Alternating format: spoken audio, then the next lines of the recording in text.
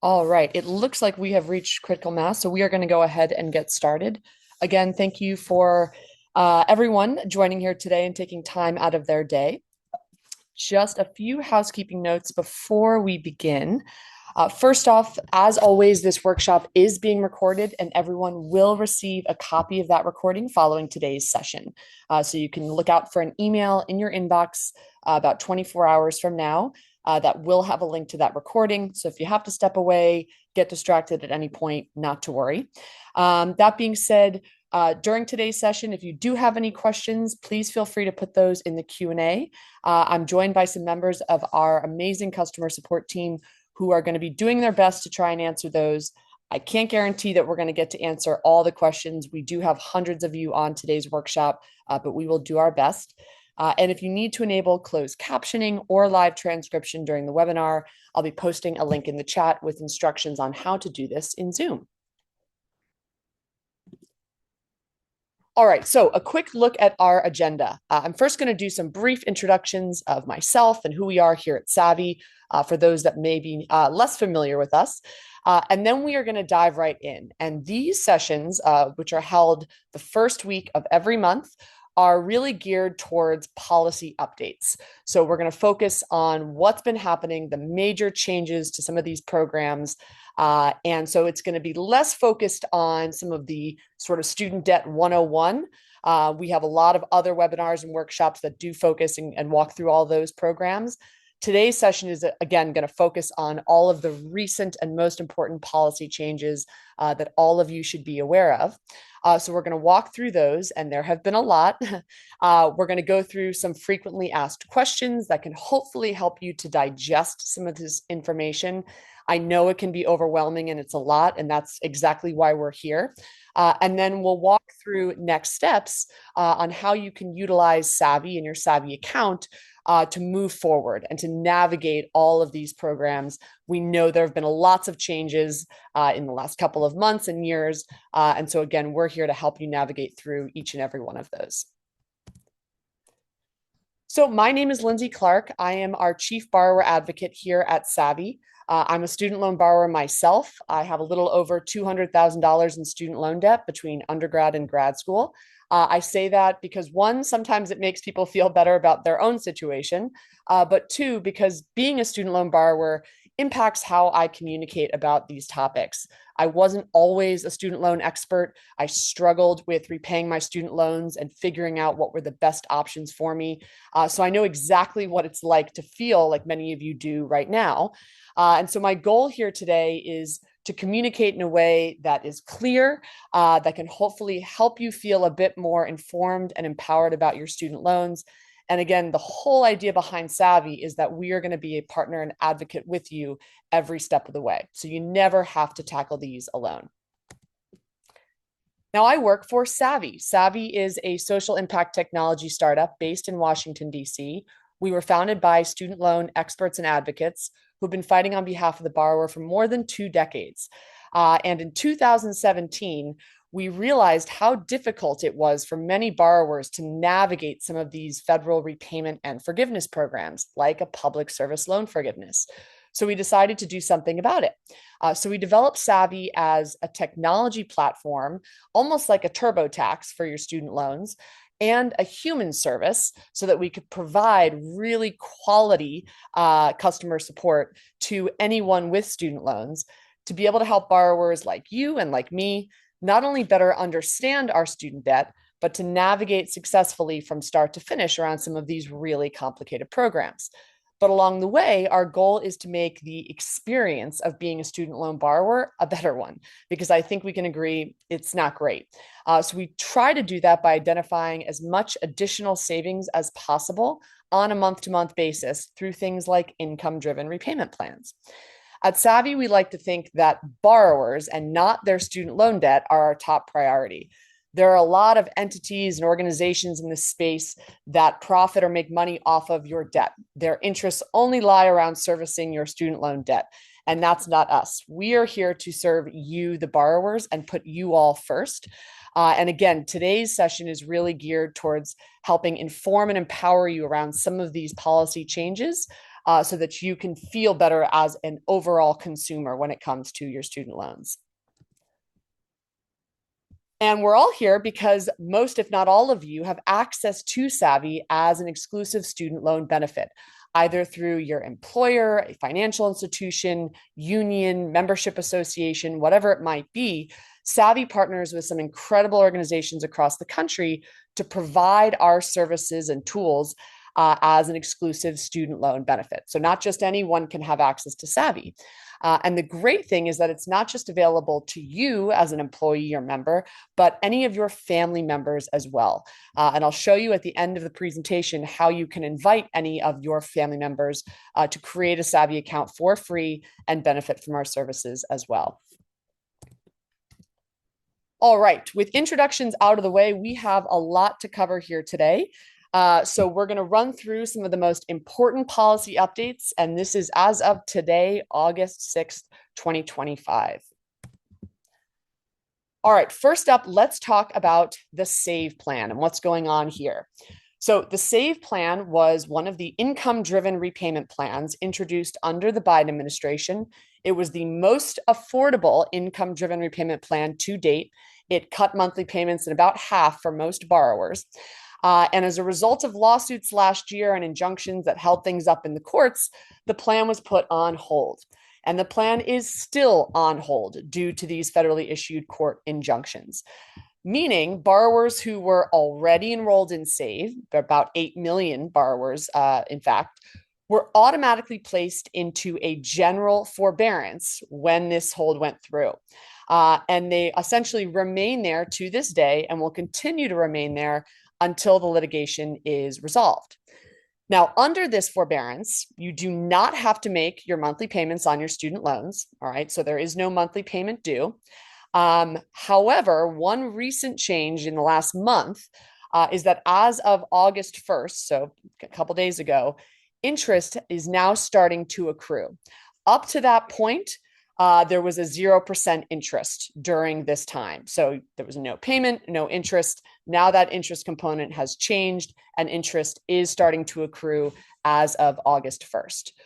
Another thing I want to make sure everyone is aware of is that these months in forbearance on the SAVE plan do not count as qualifying credit towards public service loan forgiveness. Okay. So I know we have many borrowers on today's workshop who are pursuing public service loan forgiveness, or PSLF. And I just want to reiterate that these months in forbearance under the SAVE plan don't count as credits. Even if you are working for a qualifying employer, they don't count as credit towards public service loan forgiveness. So there are currently two ways in which borrowers in SAVE and on this forbearance can attempt to receive PSLF credit. The first is you can either enroll or switch into a different IDR plan, either PAY, ICR, or IBR. Those are the three other income-driven plans available. So you can enroll or switch into one of those plans to resume making monthly payments that are qualifying payments towards PSLF. And you can do that through your Savi account. Or you can buy back months of PSLF credit for time spent in SAVE forbearance by submitting what's called a PSLF buyback request through the Department of Education. Now, the one stipulation here that I want to make sure everyone's aware of is that in order to be eligible to submit one of these buyback requests, you have to have 120 months of qualifying certified employment. So if you are at about 80 credits, let's say right now, right, you wouldn't be eligible to submit a request for buyback. Once you reach 120 in a couple of years, then you could submit a request to buy back these months of time. So essentially, you would buy them back and pay whatever the monthly amount that you were supposed to have been paying on the SAVE plan. That's what you would pay for each of the months that you wanted to buy back to count as credits towards the 120. But again, you first have to have reached 120 months of certified qualifying employment in order for them to successfully process that request. And I know our Help Center has an amazing detailed article about the whole PSLF buyback process. One of my colleagues may actually be able to put that in the chat if there are people interested and are at that 120, but it's also accessible through the Help Center in your Savi account.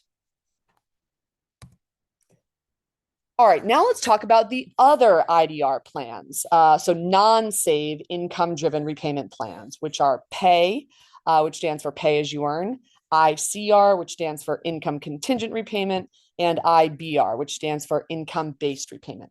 So these three other income-driven plans are all currently available for eligible borrowers to enroll. All right, so if you aren't enrolled in an IDR, you can enroll in one of those three. If you want to switch from Save into one of those plans, you can do so. However, you should be aware that there are lengthy application and processing delays, whether you're enrolling for the first time, recertifying, or switching plans. And this is due to a massive application backlog at the Department of Education. They had paused at the beginning of this year processing on all income-driven repayment applications for several months and began, or I should say, resumed processing in May of this year. But as a result of those months of pause, millions of applications are sort of still sitting in the queue. And only about 3.84% of all IDR applications submitted since the start of 2025 have been processed. So that just gives you a sense of how large this backlog is. And so when borrowers are submitting applications now, again, whether to enroll for the first time, to recertify, or to switch plans, you should be prepared to wait longer than normal to receive your results. Because of this, servicers have started placing borrowers who submit an application into a 60-day, what's called processing forbearance. And this basically allows time for the servicer to process your application. It gives them 2 months to process it. And during this processing forbearance, no payment is due on your part. Okay. Now, the one thing that I will say about this processing forbearance for those that are pursuing PSLF is that the 2 months of processing forbearance do count as qualifying months towards public service loan forgiveness. So that's one bit of good news there. All right, moving right along, let's talk about some of the penalties and collections that have recently resumed. So starting in January of this year, late and or missed payment penalties were restored after having been on pause for over 5 years as a result of the COVID pandemic. So that pause began March of 2020, okay? So what started to resume at the beginning of this year as a result was credit reporting. So even one missed or late payment could be reported to the credit bureaus. Delinquency. So this occurs after 3 consecutive missed payments. So that means you're 90 days past due. And default. So this occurs after 9 consecutive missed payments. So it means you're 270 days past due. Now, defaulted loans can trigger what's known as collections activity, as well as loss of federal loan benefits and things like that. Now, in May of this year, collections, so those collections activities specifically, on defaulted loans resumed, okay? So borrowers in default were now subject to these involuntary collection methods. And these include wage garnishment. So they can garnish up to 15% of every paycheck, okay? And I will tell you, this is one of the worst outcomes I have ever seen happen to student loan borrowers. Oftentimes, it has resulted in borrowers having to quit their jobs because they cannot afford to remain employed. They have to start looking for jobs on the side or something with cash because each one of those paychecks is getting 15% garnished. And it takes a while to reverse that, sometimes up to a year, all the while you are having each and every paycheck garnished up to 15%. They can also withhold your taxed refund. So it doesn't even hit your bank account. Once you've been issued the refund, it goes straight to the Department of Education and towards your loan balance. And they will continue doing that year after year until the balance is paid off. The last involuntary collection activity that used to exist, and in some bit of good news here, as of June 3rd, this was formally stopped by the Department of Education, was the withholding of Social Security. So that is no longer an involuntary collection activity or method. So it's only wage garnishment and tax refund withholding.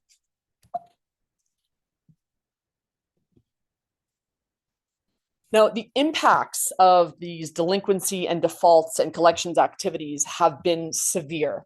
Millions of Americans are experiencing severe financial turmoil as a result of missed payments and ultimately negative credit reporting, especially since these collections have resumed in May. So I just want to give you a sense of where things stand for so many millions of Americans right now.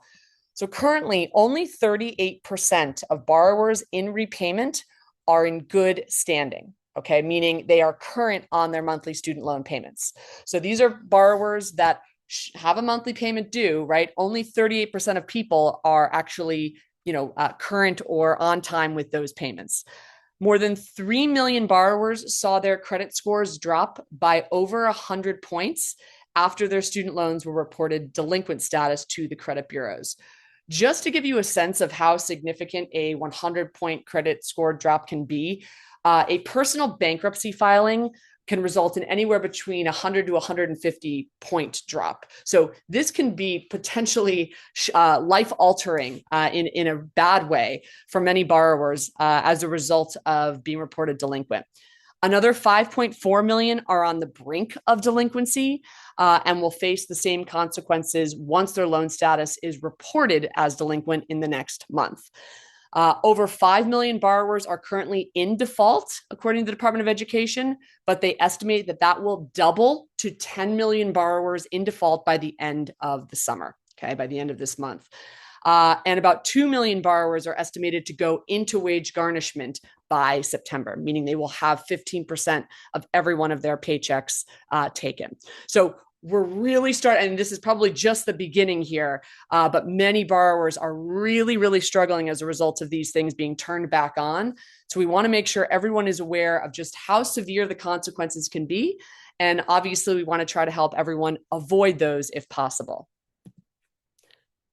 So when it comes to avoiding delinquency or default, if you are not sure where you stand, if your loans are in good standing, what's going on, you can see the current status of your student loans on studentaid.gov. All right, so if you go to your studentaid.gov account, log in using your federal student aid ID, you will be able to see the status of those loans. It will show you whether they are in default, in good standing, or you can always try to call your loan servicer. If you know you've fallen behind and you know your account is past due, you log into Mohila, you're seeing things in red, past due amount, you want to try to address that as quickly as possible because obviously, again, the consequences can be swift and severe. So enrolling in an income-driven plan can help to lower those monthly payments and will return you to good standing on those loans without you having to pay that past due balance amount. All right. So you want to do that. That's a way of having to avoid paying any past due amount because sometimes that can rack up to thousands of dollars, but that will bring your loans back into good standing. And obviously, you can explore your income-driven repayment options and submit those forms to enroll directly through your Savi account. And those who have Essential or Pro can get the additional one-on-one help from our student loan expert and customer support team. All right. The last big bit of news here before I really dive into some of this recent legislation is around the OBBB.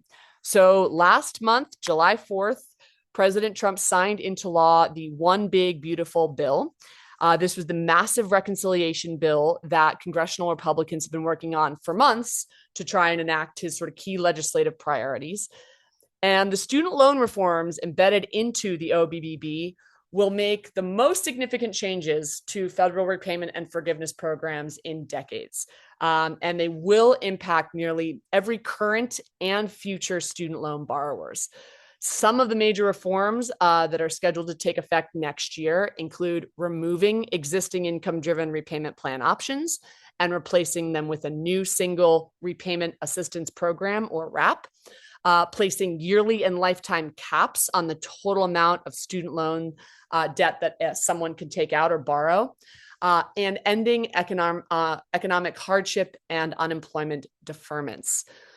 Now, since these changes aren't scheduled to take effect until next July 1, 2026, borrowers will have time to make changes, update their repayment plans in preparation, et cetera. And obviously, we're going to be focusing a lot on that in the coming months to ensure everyone is prepared.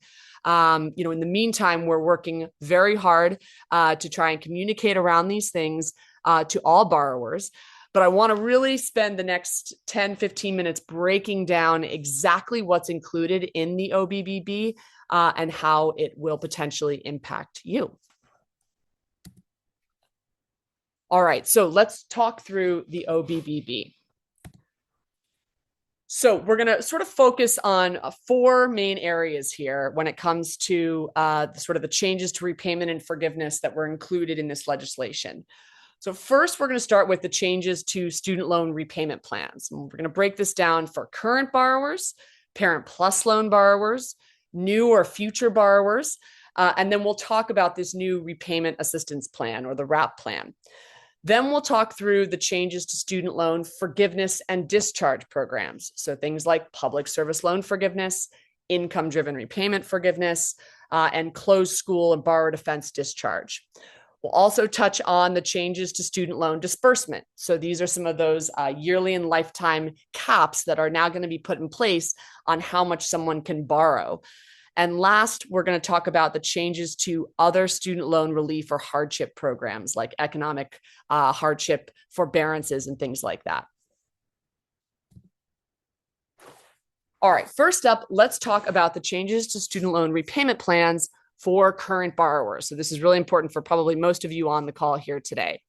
So starting July 1 of next year, 2026, several of the existing income-driven or IDR plans, this includes ICR, Pay, and Save, will be phased out. Okay. Now, just to note, the bill does preserve a newer, more affordable version of IBR for eligible borrowers. And we'll touch on that a little bit later on. So between next July 1, 2026 and July 1 of 2028, borrowers enrolled in those plans, ICR, Pay, Save, IBR, would be given the choice to switch to the new modified version of IBR or the new repayment assistance plan. All right.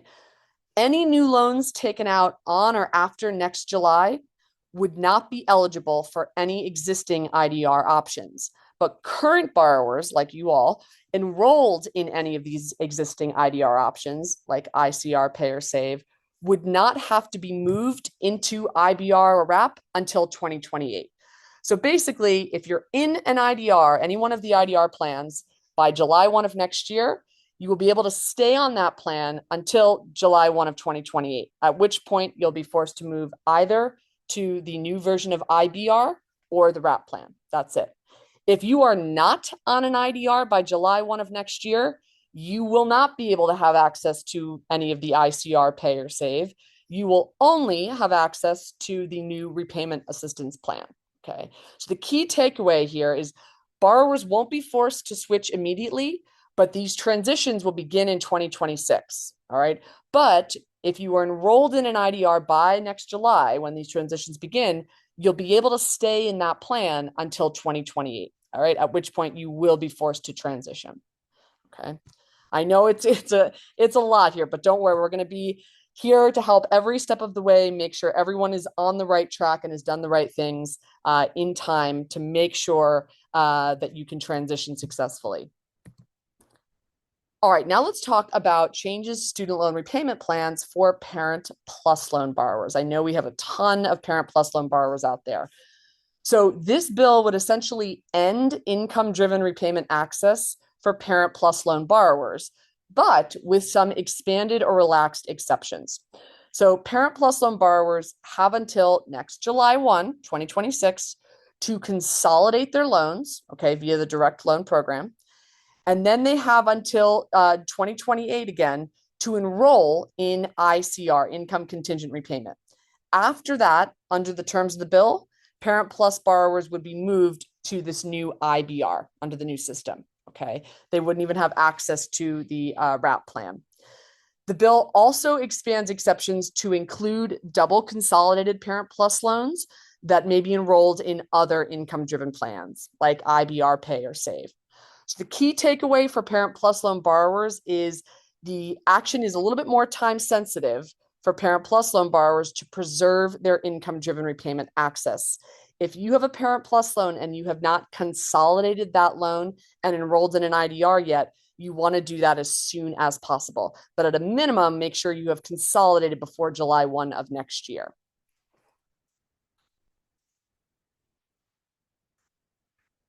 All right, now let's talk about changes to student loan repayment plans for new borrowers. So any new federal student loans taken out on or after July 1 of 2026 next year will not be eligible for existing IDR plans. That includes Save, Pay, ICR, or IBR. So new student loan borrowers, again, that's as of July 1, 2026, will only have access to just two repayment plans total. The standard plan, okay, which is a 10 to 25-year term, depending on the loan balance, and that monthly payment is based on the sum of your student loans. And then one income-driven repayment plan, which is the repayment assistance plan. This will be the only income-driven option for new borrowers. So the key takeaways here are new borrowers are going to face fewer and less flexible repayment options. And RAP is less generous than the current IDR plans, but it remains PSLF eligible. So borrowers will still be able to get qualifying monthly payments towards PSLF if enrolled in RAP. So let's talk about this RAP plan, or repayment assistance plan. So this would be the only income-driven repayment option for borrowers who take out loans on or after July 1. Okay, remember, existing borrowers enrolled in any IDR would have the option of either a modified IBR or RAP. Okay, so existing borrowers, again, will have two options, but new borrowers will only have one income-driven repayment option, and that's RAP. Now, RAP would feature a tiered repayment formula that increases the percentage of income that must be dedicated to a borrower's monthly student loan payments as their earnings rise. And unlike all other IDR plans, it will always have a minimum monthly payment requirement, likely around $10 a month, even for borrowers earning no income at all. So there will be no more or no such thing as qualifying for a $0 monthly payment. At minimum, it's likely going to be at least $10 a month. Also on RAP, borrowers are entitled to income-driven repayment forgiveness, but after 30 years in repayment, which is far longer than the existing income-driven repayment options that give forgiveness after 20 to 25 years. But just to reiterate, RAP would qualify for public service loan forgiveness. So that would allow someone pursuing PSLF to get forgiveness in 10 years or after 120 qualifying payments.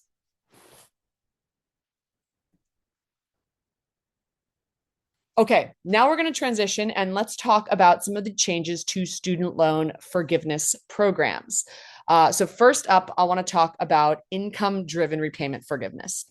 So the current student loan borrowers, all right, eligible for IBR would maintain their student loan forgiveness timeline on a 20 to 25-year term, all right? So payments made under other income-driven repayment plans would and could count towards IBR loan forgiveness, all right? The bill would also maintain a newer, more affordable version of IBR for borrowers who first took out their student loans on or after July 1, 2014. Okay, so that's important. Again, someone who is a current borrower will still have access to that 20 to 25-year term under IBR. Current and prospective borrowers who enroll in RAP, all right, would have a repayment term of 30 years before they would qualify for student loan forgiveness. One important point here, payments made under other IDR plans, all right, as well as the standard and alternative repayment plans, and certain periods of deferment and forbearance could count towards RAP loan forgiveness. So let's say if you are 15 years into repayment on the pay plan and you switch over to RAP, those 15 years will count towards the 30 years under the RAP timeline, right? Another program I want to talk about is closed school discharge and borrower defense discharge. So this is usually what happens if a school closes during a student's enrollment or an institution makes material misrepresentations to a prospective student. Borrowers are able to file for discharge of their student loans. Now, there were regulations enacted under the Biden administration that would ease and expand access to sort of school-based student loan discharge programs. Unfortunately, under this legislation, they will be delayed for 10 years. All right. All right. Now, the big forgiveness program I know that many of you on the call here today are pursuing and interested in hearing about is public service loan forgiveness, or PSLF. So some good news here. Notably, the OBBB does not include any major changes to PSLF. Okay, so leaving the program relatively intact, but still not entirely safe. Again, RAP would explicitly be a qualifying repayment plan for PSLF under that revised bill. Okay. Separately, the Trump administration is working on a major PSLF overhaul through a rulemaking process. It's called negotiated rulemaking that allows the Department of Ed to change existing regulations governing federal student loans.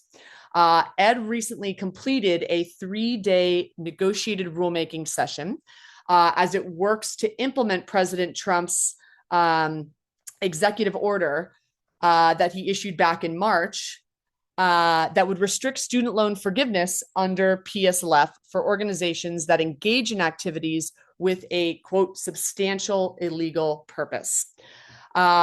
So with all that said, changes under the negotiated rulemaking process are still in the proposal stage and are not finalized. The next steps are the Department of Education is supposed to issue final rulings before November 1st. And those would be open to a public comment period and would not go into effect until next July 1, just like everything else is going into effect. So all to say, no major changes to PSLF right now. What's happening through this negotiated rulemaking process is they are attempting to potentially limit the eligibility of certain institutions, and that's been highly contested. But for anyone working and currently working for a qualifying employer, any potential changes to your employer's eligibility, et cetera, that potentially could go into effect next July would only be forward-looking. So any employment up till next July would qualify, and you would receive retroactive credit.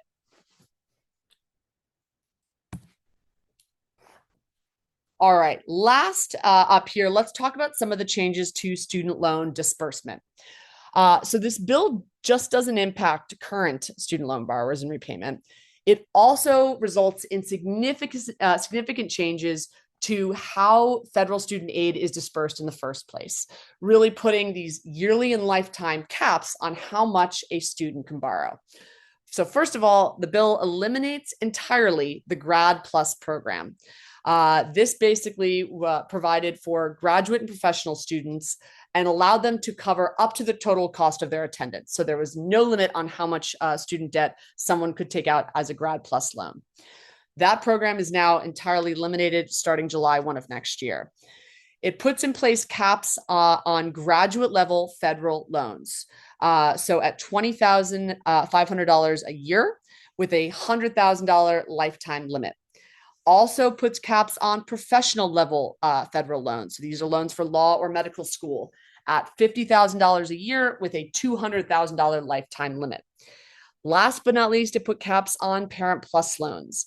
So a $65,000 lifetime limit is now in place for Parent Plus loans. Just to note here, any new Parent Plus loans taken out after July 1 of 2026, again, are going to be ineligible for any income-driven repayment plan option and would effectively be cut off from most student loan forgiveness programs, including PSLF. So if you are considering trying to take out a Parent Plus loan and, in the past would have thought that that loan would have been eligible for a program like PSLF, it would have, but unfortunately, after next year, it will not be. So this may change thinking as far as what loans you'd want to take out in the first place. Now, critics have argued that these caps, especially those on the professional level loans for law or medical school, where tuition is usually running close to $100,000 a year, many borrowers take upwards of $300,000, $400,000 to be able to attend a medical or law school, will force prospective medical and law students to either rely more heavily on risky private student loans or they may forego an advanced degree altogether. And this will, of course, exacerbate shortages of doctors in rural areas and attorneys in low-paying prosecutorial or public defense roles. So, we, as part of a strong advocacy community, are really working to figure out what this will mean and what we can do to help ensure that those that do want to pursue, especially at that professional level education, are able to do so. All right, last but not least, let's talk about the changes to other relief hardship programs. So the legislation makes a number of changes to federal student loan programs, including economic hardship, forbearance and deferment, and rehabilitation. So the bill essentially eliminates economic hardship and unemployment deferment options, leaving distressed borrowers, those who have lost their jobs, are experiencing severe economic hardship, only with the ability to modify their payments under an income-driven plan during times of hardship, instead of being able to take advantage of a forbearance or deferment that could temporarily pause those payments altogether. Discretionary forbearances in this bill would also be restricted to no more than 9 months during any 24-month period. Now, currently, borrowers have up to 36 months of forbearance available, which can be used for up to 12 months at a time with no prohibition on consecutive forbearances. All right, so a lot more lenient. But unfortunately, again, it's going to be restricted to no more than 9 months during any 24-month period. Last but not least, and this is actually a bit of good news here, the bill would allow borrowers to rehabilitate defaulted federal student loans twice. So under the current law, borrowers actually can only rehabilitate a defaulted loan one time. They only have one shot at it. However, the minimum required monthly rehabilitation payment amount would double, so from $5 to $10. But again, they would be able to attempt rehabilitation more than once if they fell back into default.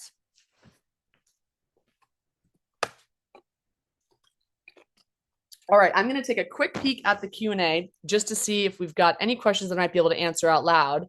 But otherwise, then we will dive in to some of our frequently asked questions.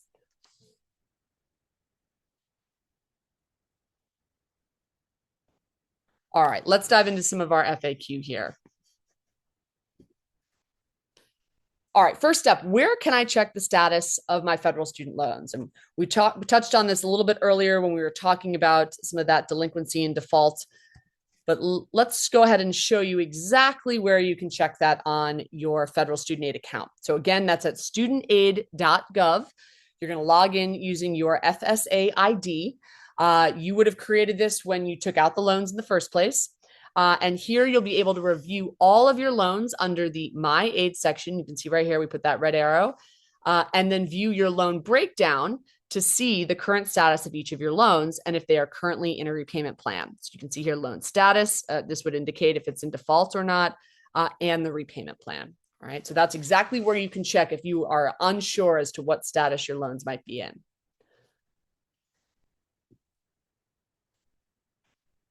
All right, what are my options if I'm in default? All right, so there are two options or programs for student loan borrowers who are in default, either loan rehabilitation or loan consolidation. So we'll start with loan rehabilitation.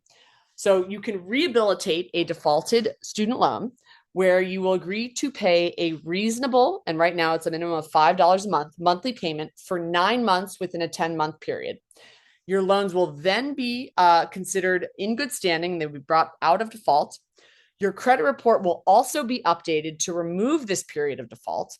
And if your wages are being garnished, completion of this program will remove you from the garnishment. However, your wages will continue to be garnished during that 9-month period. Okay. Or you could pursue loan consolidation. And this is the same consolidation process that you might do if you had an older FFEL loan or a Parent Plus loan, where you are consolidating it into the direct consolidation program. It's a much quicker process. You can do it online right now in about 10 minutes or less. You just simply complete the consolidation application at studentaid.gov. You will need to agree to pay your new consolidation loan under one of the income-driven repayment plans. However, the period of default will remain on your credit report.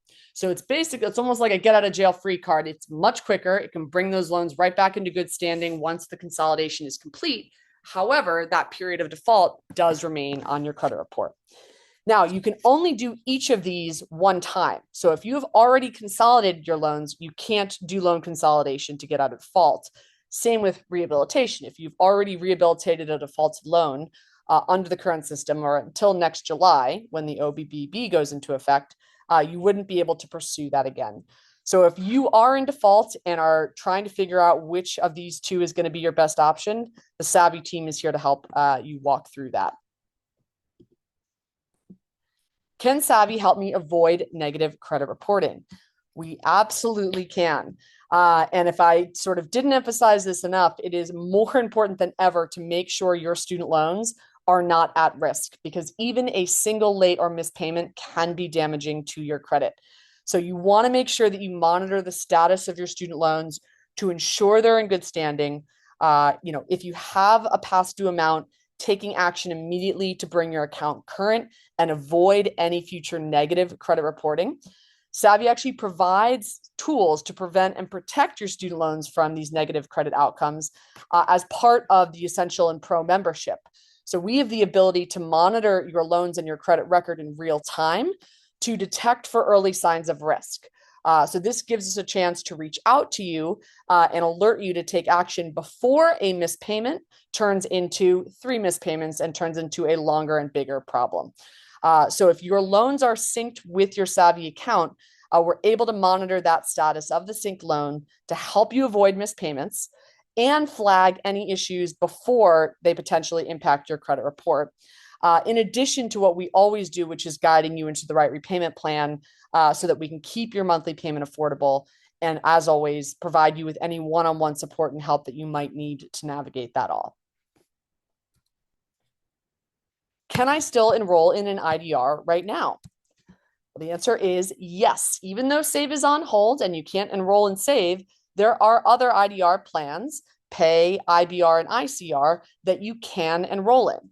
Again, if you do enroll or recertify or switch plans, you should expect your application to take longer than normal to process as they're working through this backlog.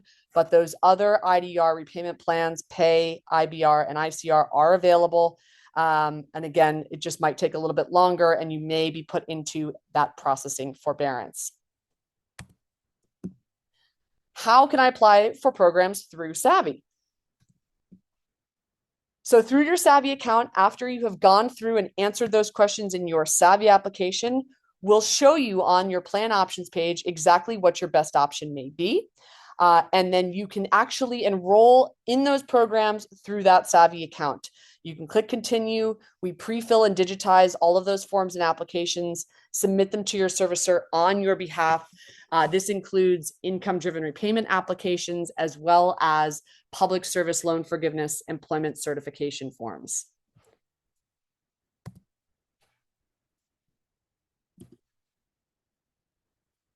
All right, a few final thoughts just to wrap us up here.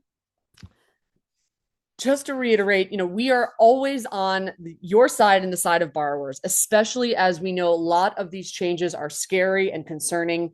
And many folks are already struggling since collections have resumed with just trying to keep their head above water, right? So we send out a monthly state of student debt email at the beginning of each month where we recap what's going on. We send out our breaking policy news alert emails when any new information comes to light. And then we host workshops like these on a weekly and monthly basis to provide you all with that information. In the background, myself and our team is always working to advocate for borrowers to ensure you have access to affordable repayment and forgiveness options, working with policymakers, regulatory officials, and things like that to ensure that the borrower's point of view and the concerns that we see day in and day out are taken seriously. And if you have questions or are really concerned about your situation, especially, again, if you think you might be nearing default or close to it, you can contact our support team for one-on-one help in helping you navigate through that. So recap some of the next steps that you can take right now to ensure you're on track, on the right steps. First of all, accessing your Savi account. You can scan this QR code with your phone camera, okay? Or we'll be providing a link in the follow-up email, again, where you can either sign up or log back into your Savi account. Once you scan that QR code, you can start typing in your employer or association name. If you don't see it come up, you can click that "Don't see your partner" start here. But otherwise, that's how you can make sure that you have been directed to the right site for your specific entity. And then we try to make Savi as simple as possible. 3 really easy steps. First, we fill out one Savi application instead of a bunch of different applications. So it's some simple, basic questions, should take you no more than 10 minutes to do. You're able to see your best options captured and summarized right there for you. And then we can actually submit and monitor those applications on your behalf. You're also able to upload any of your student loan documentation to your Savi account for safekeeping. These include things like your student loan data file from your federal student aid account, your master promissory note. This is the legally binding document you signed when you took out the loans. And this is just something good to have on record in case for some reason you lose access to your federal student aid account. Your qualifying payment count letter from federal student aid if you're pursuing public service loan forgiveness, or any other loan documentation. Maybe you got a letter from your servicer, Mokila, and you're not sure what it means. You can upload those to your Savi account, and we'll be able to take a look and help you to make sure everything is on track. And last but not least, you always have options when it comes to how you want to utilize your Savi account. Anyone can create that account and use it for free under what's called our DIY plan. But we offer Essential and Pro as sort of premium upgraded services where, again, you get access to one-on-one support. At the pro level, you're actually able to schedule a call in advance at your discretion whenever you need to with our customer support team. So you can see all of those options and features, again, directly from your Savi account. And speaking of our amazing customer support team who has been helping to answer some of the questions on today's session, you can access our customer support through your Savi account. You can consult our help center. We've got great content and articles that are fully up to date with all this information. You can contact our support through your account, access to live chat, and our telephone number as well. So again, just to recap here, what's next? Make sure you have access to your Savi account. Enroll in Essential or Pro if you feel like you really need that extra care and attention and help, especially right now. And then make sure you have completed your Savi application. It's helpful for us to have a glimpse into exactly what's going on with your student loans. That way we can proactively communicate with you based on that information. So especially for Parent Plus loan borrowers that are probably going to need to take action in the next year if they have not done so already. Again, we're going to be very proactive about trying to communicate and prepare everyone for what's to come.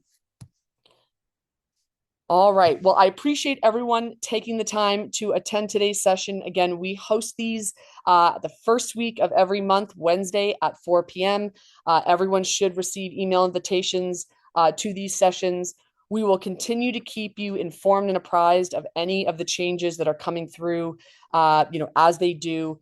And as always, we are here to advocate and help you every step of the way. So we appreciate any feedback and look forward to seeing you at our next session. Thanks so much, everyone.